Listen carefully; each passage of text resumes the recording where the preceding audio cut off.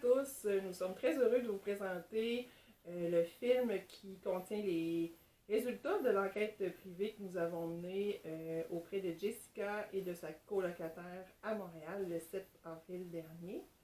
Alors, comment tout ça a commencé? Bien voilà, Jessica a pris contact avec nous l'automne dernier à travers notre page Facebook, d'abord pour discuter de différents thèmes concernant la recherche paranormale, mais aussi pour nous présenter certaines questions, certains questionnements concernant l'éventualité de phénomènes paranormaux dans son appartement. Elle nous a présenté d'ailleurs plusieurs films qui semblaient effectivement démontrer en tout cas certains phénomènes qu'on ne pouvait pas expliquer d'ores et déjà. Alors de fil en aiguille, on en est venu à la conclusion que ce serait intéressant d'aller faire une enquête chez elle, ce que nous avons fait dernièrement. Alors au moment où cette décision-là s'est prise, ce qu'on a fait, c'est qu'on a débuté par faire une petite recherche qui pourrait nous indiquer si certains événements étaient déjà survenus dans l'immeuble en question et qui pourraient nous fournir certaines hypothèses de travail pour notre investigation. On a trouvé la trace en fait de 3 événements quand même importants, justement, qui étaient survenus dans cet immeuble-là. Le premier, on a trouvé la trace d'un incendie qui a eu lieu dans l'immeuble il y a déjà plusieurs années, bien avant l'arrivée de Jessica dans son appartement, où malheureusement 2 femmes étaient décédées. Par la suite, on a aussi trouvé la preuve, en tout cas les traces dans les journaux d'un meurtre qui aurait eu lieu dans un autre appartement du même immeuble, un meurtre de nature, drame familial, où un ex-conjoint se serait introduit dans l'appartement de son ex-conjointe pour l'assassiner. Et en 3e lieu, on a pu prendre connaissance que l'ancienne locataire de l'appartement qu'habite aujourd'hui Jessica était décédée dans cet appartement-là. Et ce qui est particulier, c'est que son corps a été retrouvé plusieurs jours, voire quelques semaines suivant son décès. En ce qui concerne l'enquête à proprement parler, on l'a conduite en 3 étapes principales. Donc, en arrivant à l'appartement de Jessica, on a fait ce qu'on appelle nos baselines, c'est-à-dire qu'on lui a demandé de nous nommer dans chacun des appartements du loyer quel phénomène avait eu lieu, quels étaient leurs ressentis à elle et à sa colocataire. Et durant cette étape-là de l'enquête, on a aussi utilisé certains de nos appareils pour mesurer l'activité électromagnétique qui pouvait avoir lieu dans l'appartement. Cette activité électromagnétique-là est générée normalement par le câblage électrique, par exemple, ou encore par les appareils Bluetooth et Wi-Fi qui peuvent être dans l'appartement. On a pu effectivement mesurer qu'il y avait des taux élevés d'activité électromagnétique chez Jessica. Puis c'est ce qui a mené finalement à notre décision de mener le restant de l'enquête avec toute l'activité électrique coupée. C'est-à-dire qu'on a demandé à Jessica de mettre tous ses breakers, comme on dit, à off pour la durée de l'enquête. Par la suite, ce qui a été particulier à cette enquête-là, c'est qu'on a tous quitté l'appartement. Donc, autant les enquêteurs que les locataires.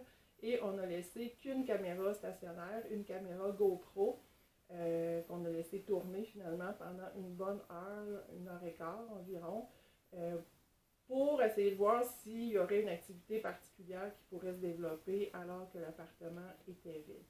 À notre tour, on a par la suite procédé à l'enquête traditionnelle en utilisant nos appareils pour aller tester différentes choses au niveau de cette activité paranormale-là. Alors, on vous laisse visionner nos preuves, on vous laisse visionner le film concernant l'enquête et évidemment, n'hésitez pas à nous donner vos feedbacks sur ce que vous allez visionner. Merci beaucoup.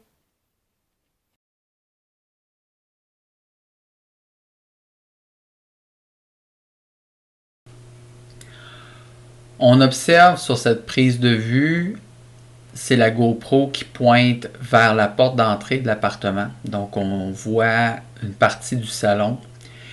Et j'attire votre attention sur la ligne de plancher sous la porte de l'appartement.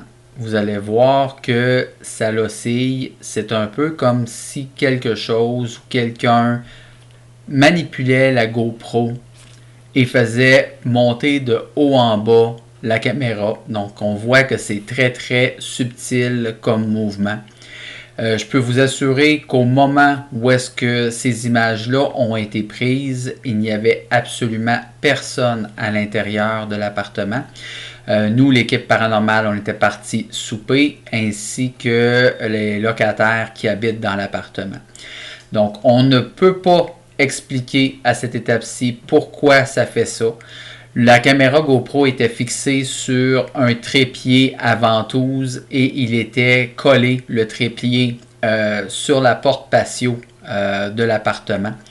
Quand nous sommes revenus, tout était intact, c'est-à-dire que les ventouses, il n'y a absolument rien qui avait bougé.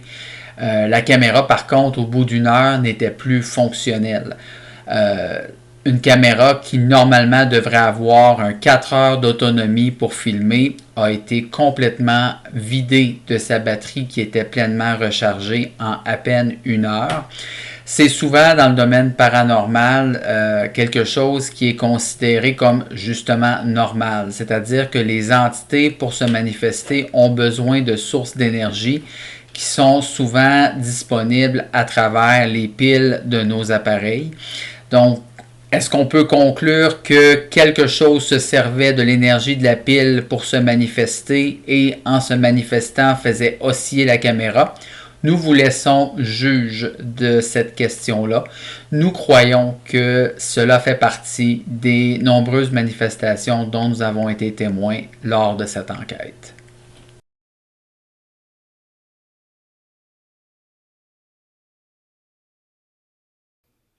Enquête paranormale, appartement de Jessica Montréal,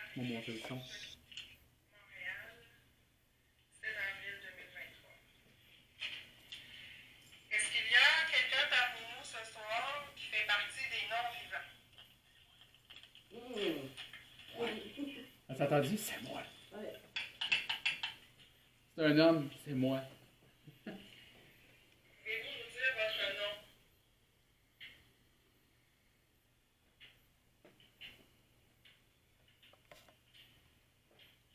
Pouvez-vous nous dire si vous avez un message pour nous?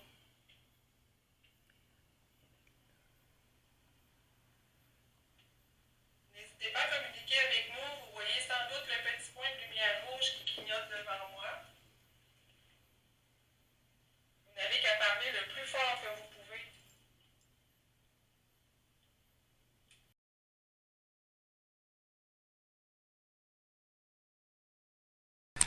Enquête paranormale, appartement de Jessica et Frédéric, Montréal, 7 avril 2023.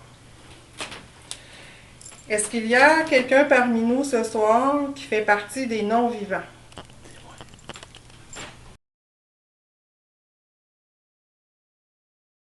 Ce soir qui fait partie des non-vivants.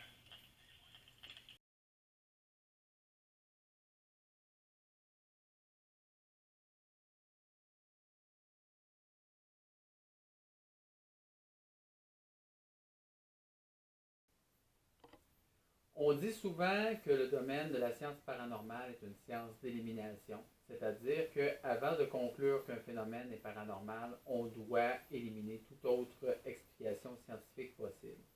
Ce qui est aussi intéressant au niveau du paranormal, c'est lorsqu'on est capable d'avoir ce qu'on appelle une juxtaposition de preuves, ce qu'on vient d'observer dans le vidéo. C'est-à-dire qu'au moment où est-ce qu'on a pu capturer le EVP, ou le PVE en français, phénomène de voix électronique, qui dit « c'est moi », on voit au même moment ou quelques secondes, millisecondes qui précèdent une espèce de phénomène, une anomalie visuelle qui descend, qui semble sortir de l'enregistreur pour les PVE.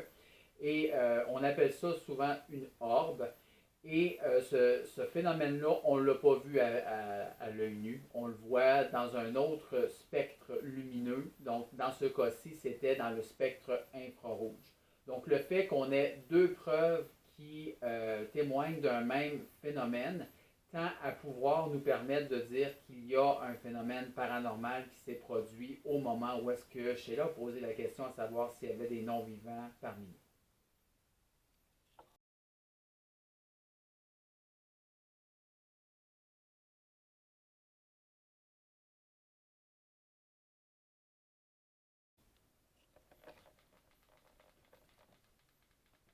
Viens avec la spirit.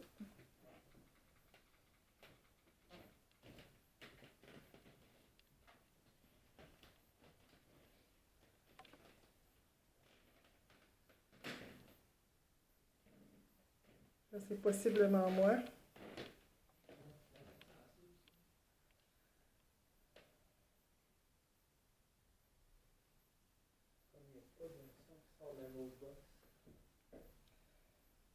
Si c'est vous qui faites bouger la boule par terre, s'il vous plaît, recommencez.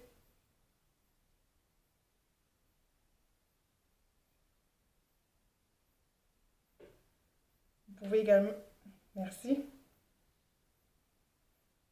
Alors, on note qu'il n'y a pas personne autour de la boule. Personne ne marche. Si ça vous tente également de faire une autre expérience, vous voyez l'appareil juste à côté. Il y a une antenne. Vous pouvez la toucher, c'est absolument sans danger pour vous. Et nous, ça nous permettra de savoir que vous êtes parmi nous. Si vous préférez, vous pouvez encore une fois toucher à la boule. Ça nous confirmera que vous êtes parmi nous. Avez-vous envie de communiquer avec nous?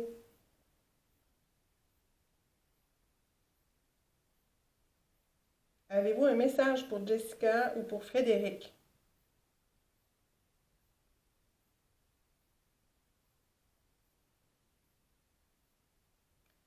Si oui, faites un bruit, qu'on puisse savoir que vous êtes là.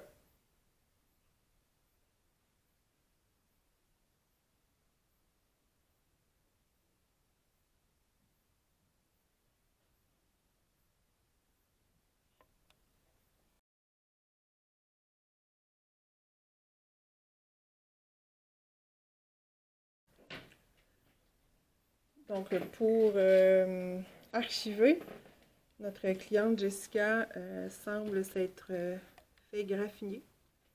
Et à l'instant, on vient de toucher mes cheveux. Lors d'une enquête paranormale, il peut arriver que certains phénomènes agissent au niveau du corps, soit des enquêteurs ou encore des participants. Ça peut par exemple être ce qu'on appelle la chair de poule, ça peut être le déplacement de masse d'air froid. Et il arrive aussi, c'est tout de même assez rare, il faut le spécifier, mais c'est possible que certains participants se fassent toucher par des énergies, ce qu'on pourrait appeler des entités, soit par des brûlures par exemple, ou encore des égratignures. Ce qu'il faut comprendre là-dedans, c'est que l'intention n'est pas nécessairement mauvaise. C'est simplement que si on se place dans l'idée que c'est vraiment un défunt, par exemple, qui tente de se manifester, essayez d'imaginer toute l'énergie que ça peut lui demander. C'est donc possible que le phénomène nous apparaisse à nous comme étant très fort, mais de son côté, c'est possible que ça ait été simplement qu'il a tout donné pour essayer d'être remarqué. Là, je vais prendre ça à l'arrêt, puis je sais pas pourquoi. OK. As-tu l'impression qu'il y a quelque chose autour de toi? C'est froid ici. C'est froid autour de ton cou? OK. J'ai des frissons partout. Des frissons partout.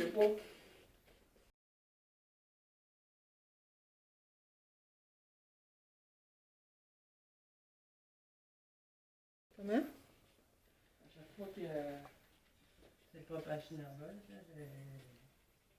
Hey, ça n'arrête pas. T'as-tu vu? À chaque fois que tu pars la caméra, ça décolle. Il veut pas qu'on prenne la photo. Ah, regarde.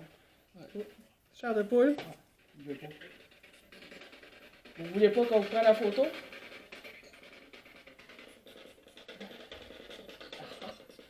Il vient de me répondre. Il veut pas se faire prendre en photo. Pourtant, c'est le moyen de vous faire voir.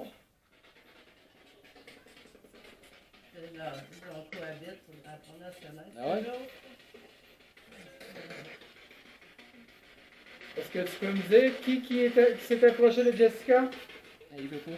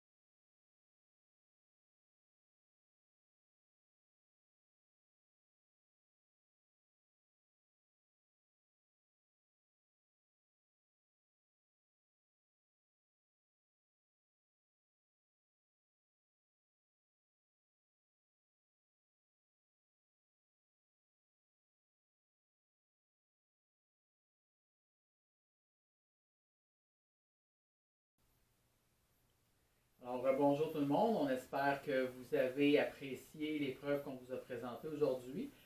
Pour ceux qui étaient attentifs dès le début du film, c'était bien écrit partie 1. Donc, ça conclut la première partie. Il nous reste plusieurs preuves à vous présenter dans une future prochaine partie qui suivra bientôt. On peut vous dire que dans notre jeune expérience d'équipe, chez Jessica, c'est un des milieux où les manifestations ont été les plus intenses, dans ce sens que dès qu'on a traversé le pas de la porte chez Jessica, on n'avait même pas sorti notre matériel, que les manifestations, les choses étranges ont commencé à se passer. C'était pour nous un honneur de pouvoir enquêter là-bas et d'avoir la confiance de Jessica et de sa colocataire pour faire cette enquête-là. Et on espère que vous avez su apprécier ce qu'on vous a présenté à ce sujet-là. N'hésitez surtout pas à commenter pour au niveau de la vidéo. Posez vos questions, on va y répondre avec plaisir. Pour nous, le paranormal, c'est un sujet sérieux. On veut ramener ça à l'avant-plan au Québec. On a des visées à se faire connaître, donc surtout si ça vous a plu, partagez la vidéo, faites connaître à vos amis Paranormal 3R, ça va nous faire plaisir aussi de répondre à toutes vos questions, comme je disais, de pouvoir partager, échanger avec vous, vous pouvez nous écrire et on va bien sûr regarder ça attentivement. Alors on tient encore une fois à vous remercier et on se dit à la prochaine pour la deuxième partie. Bye bye.